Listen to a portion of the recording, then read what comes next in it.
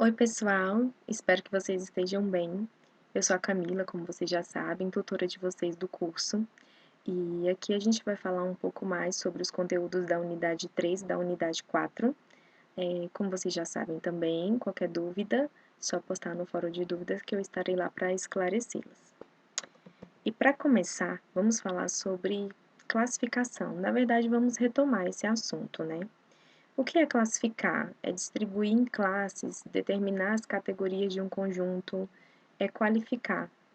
Um exemplo aqui é o arquivo de vestuário, que pode ter roupas femininas, masculinas, infantil. Isso é uma forma de classificar.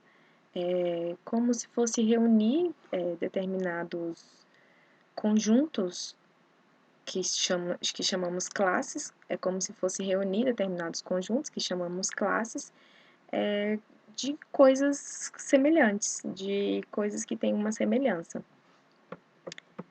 Aqui, e classificação nos arquivos, o que seria isso? Na área de arquivos, temos dois tipos de classificação. A primeira classificação é aquela que atribui os graus de sigilo para restringir o acesso às informações contidas nos documentos, que é aquela classificação ultrasecreto, secreto, reservado, de acordo com o conteúdo do documento, né? E a segundo tipo de classificação, que é aquele que a gente vai trabalhar aqui mais a fundo, é a que atribui, por meio da análise do documento, do conteúdo do documento, categorias de um assunto. E essas categorias são codificadas.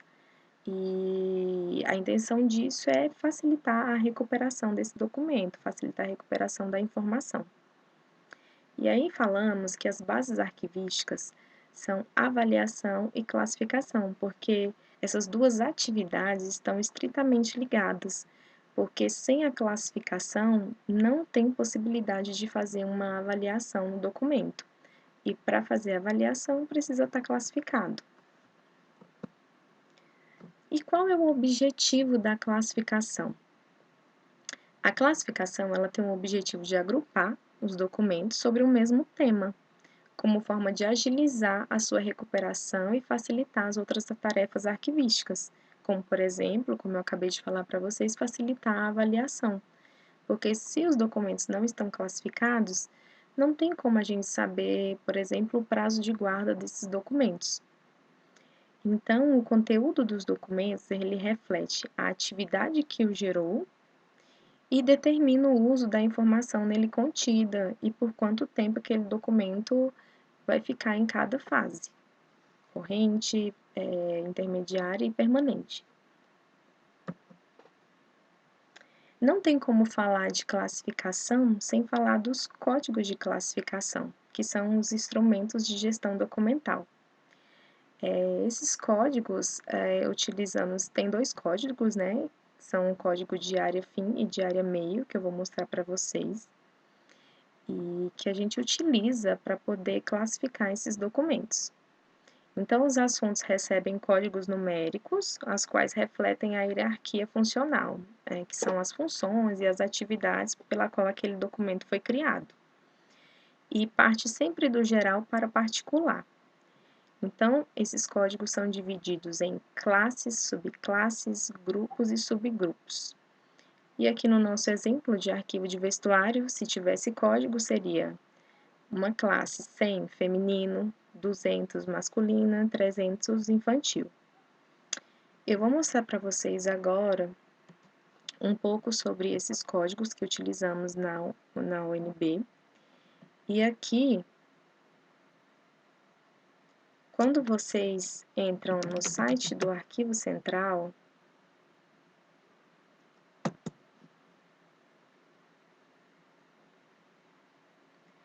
aqui na aba Documentos,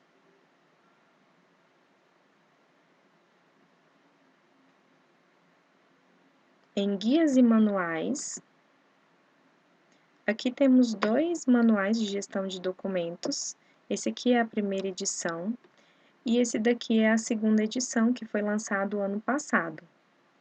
Eu já até deixo para vocês como dica para vocês darem uma olhada nesse manual, que ele está muito rico em informações, espelha muito de todo o conteúdo que vemos no curso e também das atividades que são desenvolvidas pelo Arquivo Central.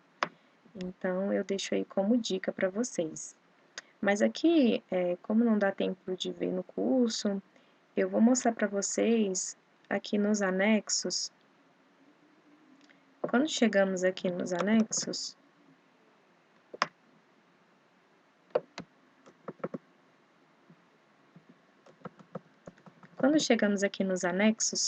temos o código de classificação e tabela de temporalidade das atividades meio, quando você clica aqui no anexo B.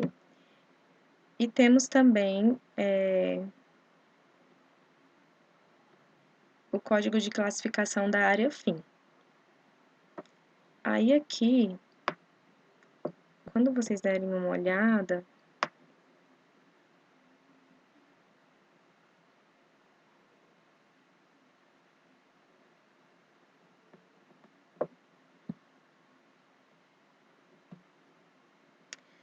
aqui dá para ter uma noção sobre a representação dos códigos.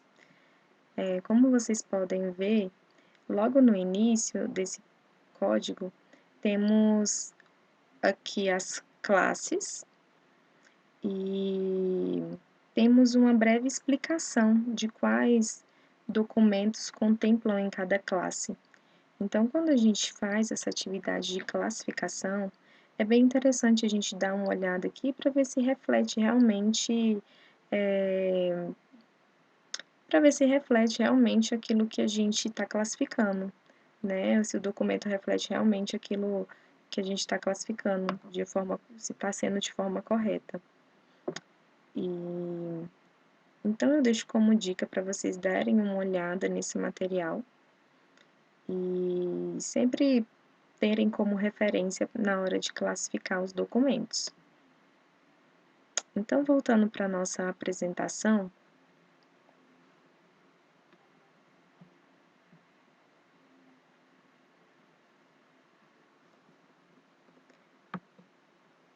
e vamos falar um pouco agora sobre o que seria a atividade fim e a atividade meio. Então, a atividade fim é a atividade que é desenvolvida em decorrência da finalidade de uma instituição. Por exemplo, todos os documentos criados que têm relação com pesquisa, ensino e extensão são de atividade finalística da universidade.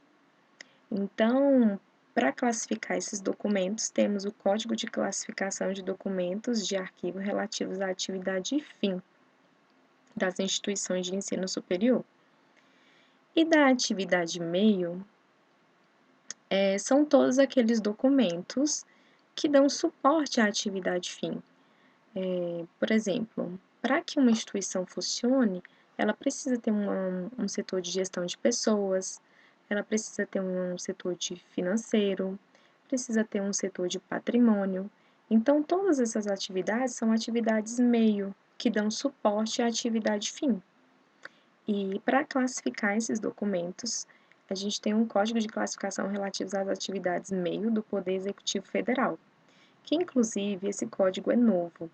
Ele foi publicado em fevereiro de 2020 pelo Arquivo Nacional e desde 2021, que foi quando foi aprovado pelo ato da reitoria 0146, estamos utilizando ele na universidade. Ele está contemplado nos anexos, como eu mostrei para vocês, nos anexos da nosso manual de gestão de documentos.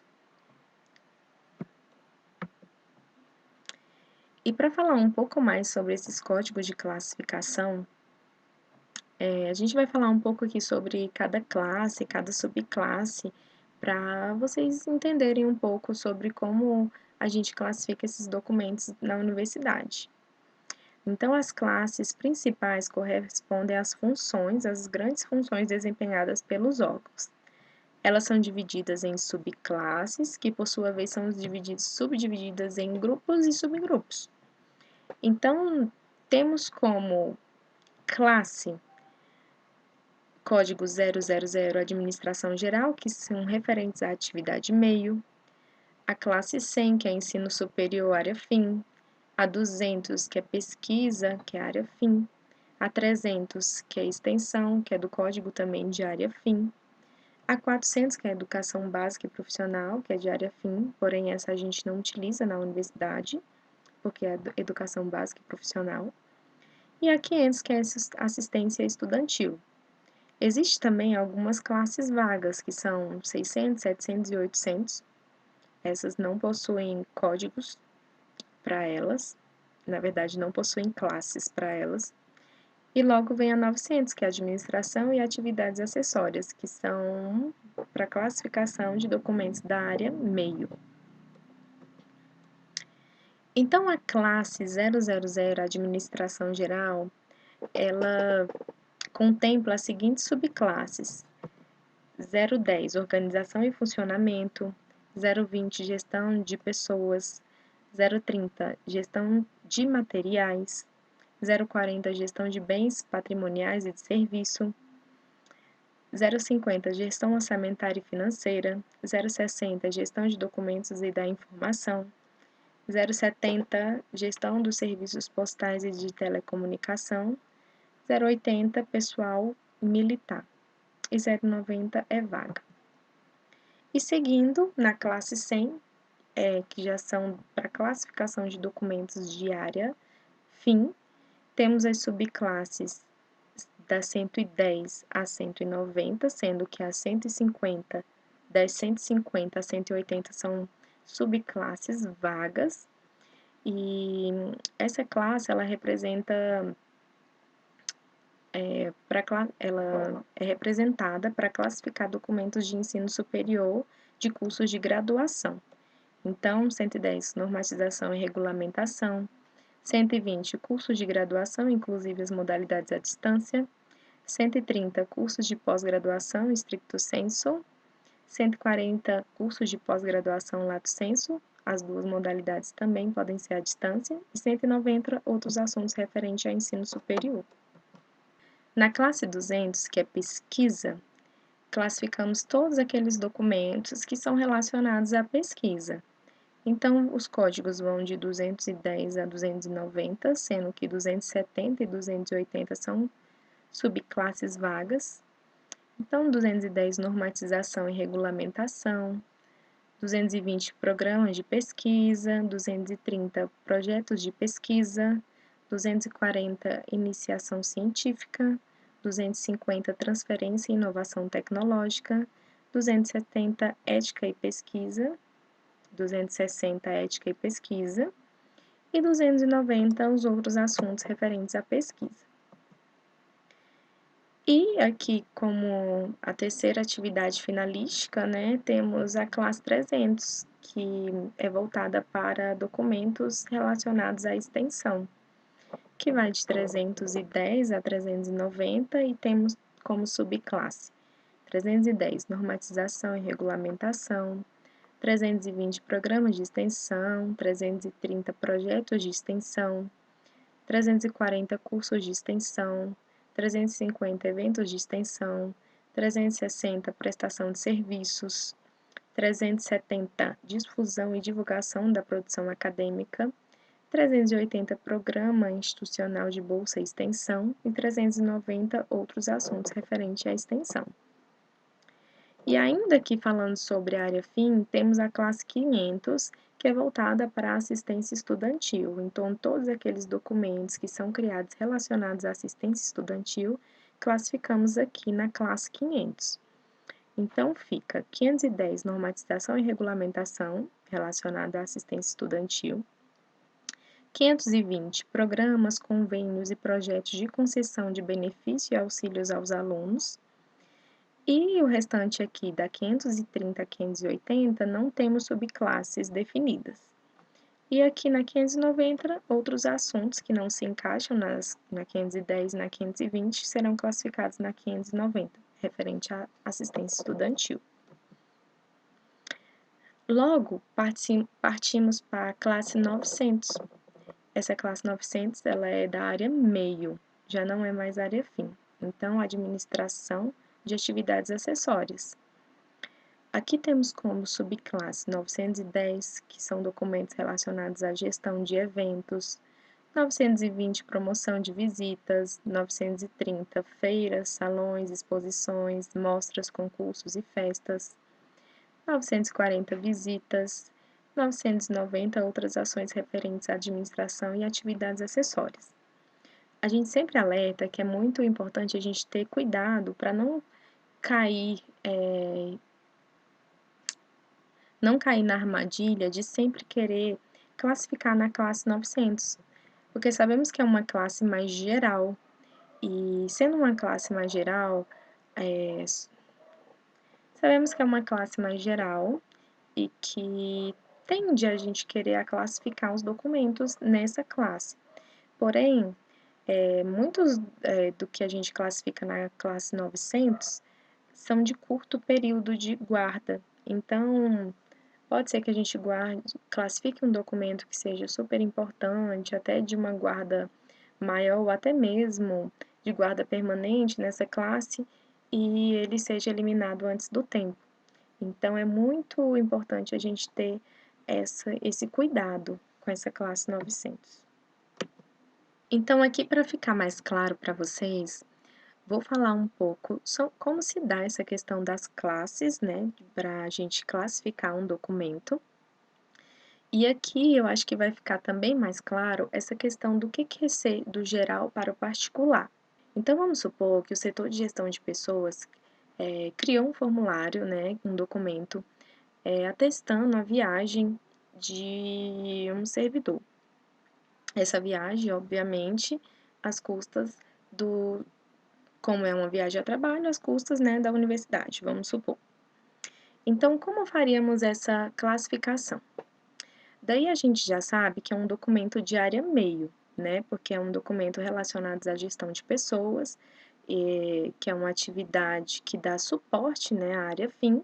Então, já sabemos que vamos classificar esse documento de acordo com a área meio. Então, lá na classe temos administração geral. Então, quando a gente for ver no código, a gente tem que ir lá em administração geral, depois iremos na subclasse 020, que é a subclasse de gestão de pessoas, e lá na subclasse 020 gestão de pessoas, a gente tem como ainda afunilar mais. A gente vai ver lá um grupo que de número 028, cumprimento de missões e viagens a serviço. E ainda tem como afunilar mais ainda, porque a gente tem a possibilidade de saber se essa viagem foi no país ou fora do país. E a gente, vamos supor que no nosso exemplo é dentro do país, então aqui tem o subgrupo 028.1 no país. E ainda tem como saber se essa viagem foi com ônus ou sem ônus. Então, foi com ônus, então o código para classificação desse documento é o 028.11. Como vocês podem perceber, foi do geral, aqui do código maior, né, da classe maior, que é a administração geral, para até chegar ao subgrupo, que o subgrupo final, né, que o código desse documento era o 028.11. Essa seria a classificação final desse documento do nosso exemplo. E no SEI, como fazemos essa classificação? Então, a partir do momento que a gente escolhe o tipo de processo, a gente automaticamente já está classificando esse documento. Então, aqui é muito importante que a gente tenha como aliado os códigos de classificação para que possamos classificar corretamente esses documentos também no SEI, no sistema. Então, vamos supor, eu vou mostrar aqui no SEI para vocês um exemplo.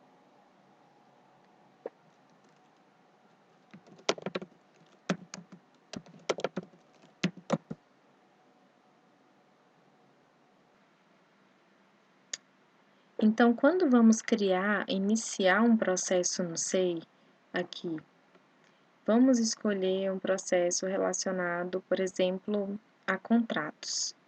Então, vamos aqui em Administração Geral, Contratos.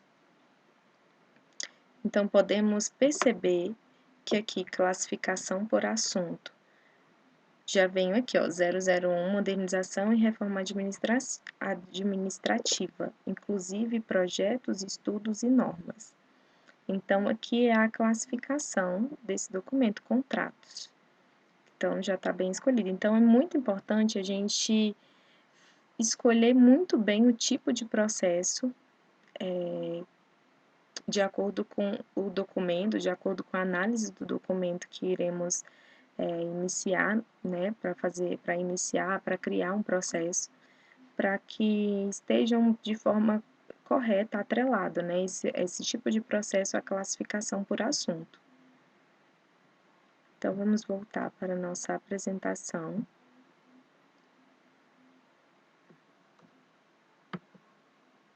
Então, lembre-se, né, por fim aqui, terminando essa parte de classificação, que é fundamental que na criação de um processo no SEI, selecionar o tipo de processo correto, pois essa ação final influenciará na destinação final dos documentos digitais.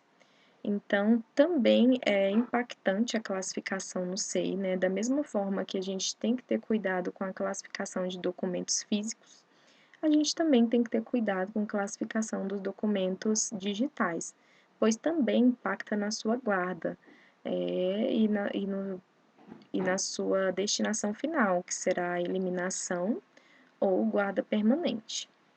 Então, ficamos por aqui com a parte de classificação. Nos vemos no próximo vídeo. Tchau, tchau!